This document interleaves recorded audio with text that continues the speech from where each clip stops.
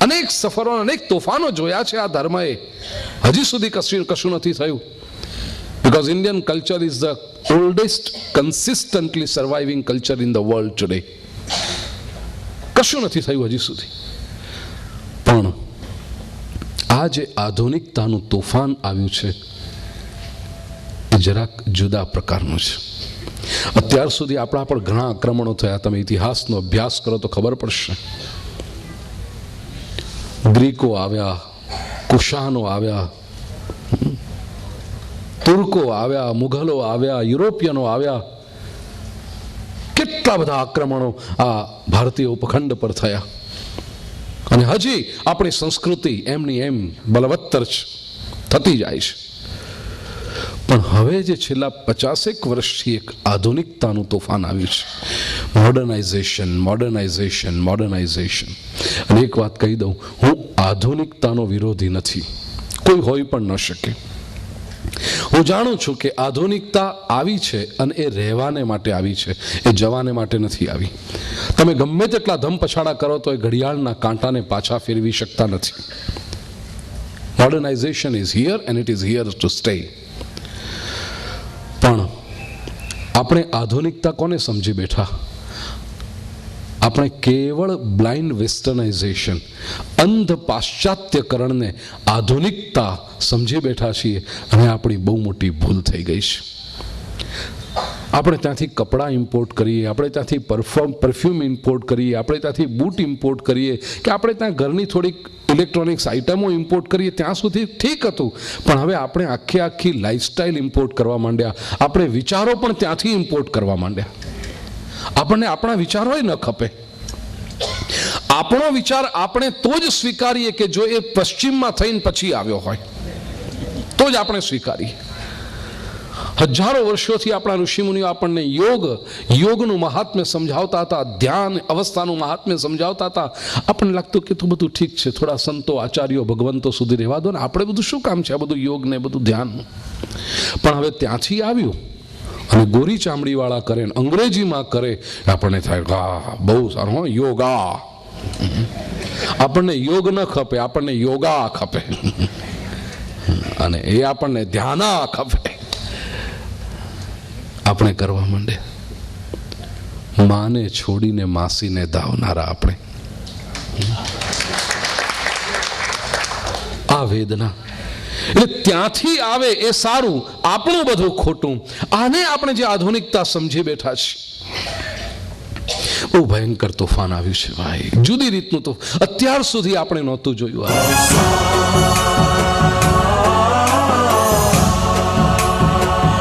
Atmosphere lively. I just asked a question to those students.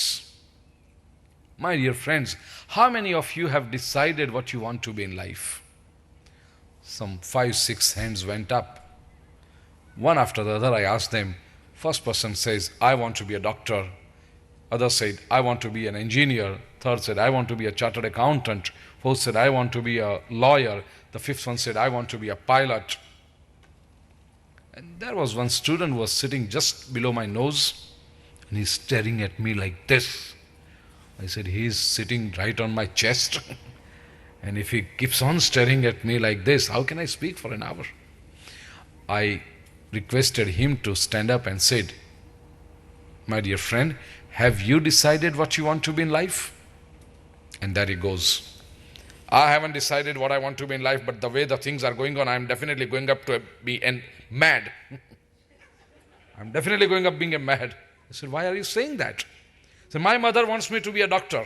My father wants me to be an engineer. My uncle wants me to be a chartered accountant. My other uncle wants me to be a pilot. I can't be a doctor and an engineer, a chartered accountant and a pilot at the same time. And even if I attempt to do so, I'll definitely end up being mad. I said, precisely.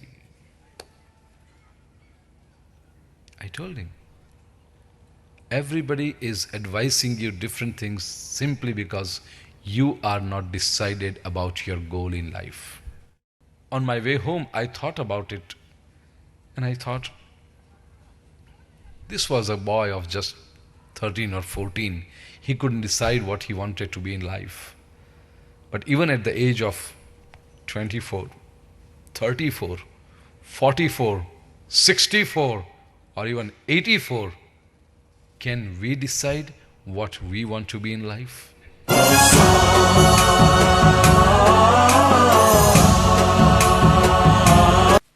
How do you achieve a work-life balance? I work hard, sometimes 70, 80 hours a week, and try and give my family the highest standard of living.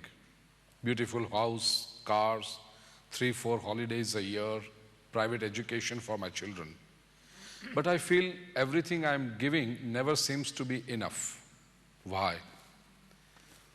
What you have written and from your expression, I can ask you, and I can understand one thing, and I can ask you, you are giving everything to your family, beautiful house, car, 3, 4 holidays a year, private education for children, but you feel that it is not enough. My question to you is, do you give yourself to your family?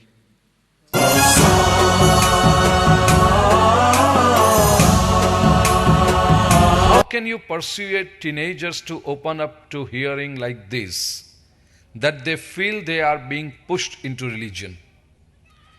Asking about homework seemed to mean to them that we are pushy as parents. Should children be left to take their own paths?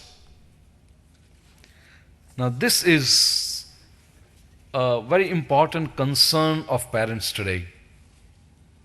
Not only in Western world, not only in UK, not only in USA, but back home in India as well.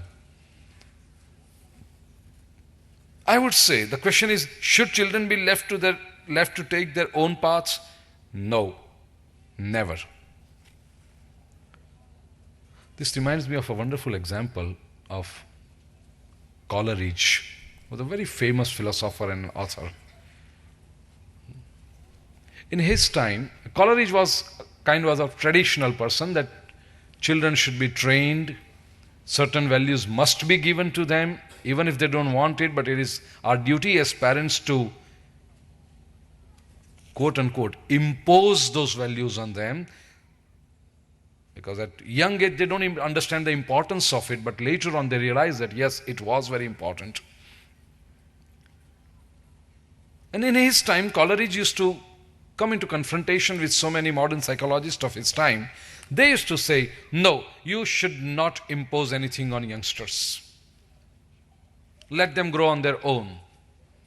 They have their own mind, they have their own ideas, they have their own brains, and they should be left to their own. One evening, Coleridge was discussing this with his friend, and his friend was of the opinion that nothing should be imposed, they should be left to their own. And Coleridge said, no, it is important that we train them. He said, no. After the discussion, Coleridge said, okay, we had enough discussion and we are not getting anywhere. Let's just visit my garden. They came out, and when they came out, the friend said, where's the garden? I can just see bushes here and just weeds and wild grass here. Where's the garden? Coleridge said, this is precisely I wanted to tell you. Every year I used to plant my seeds, I used to take care of them, I used to cut weeds and everything. But this year I thought, let it grow on its own, and this is what has become. So, you need to train them. If you don't want a wild grass, if you don't just want weeds in your family, you do need to train them. Training is very important. So now,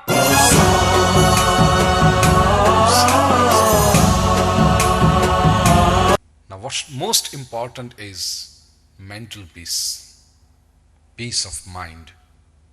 How does it come? I have listed 10 points, and if one puts into practice, he will definitely achieve peace of mind. What are these 10 points? We'll go one by one. First, if you want to achieve peace of mind, the most important thing is reduce your necessities. That is very important, because necessities and peace of mind, they never go hand in hand. In fact, they go inversely. The more your necessities are, the more your requirements are, the more your demands are, the lesser and lesser your peace of mind will be. Reduce your necessities. How can one do it? When I have to explain this point, I always remember my professor in the college when I was studying management. And that professor used to teach us marketing. He gave us 2 words. And he used to say, these 2 words are very important: want and need.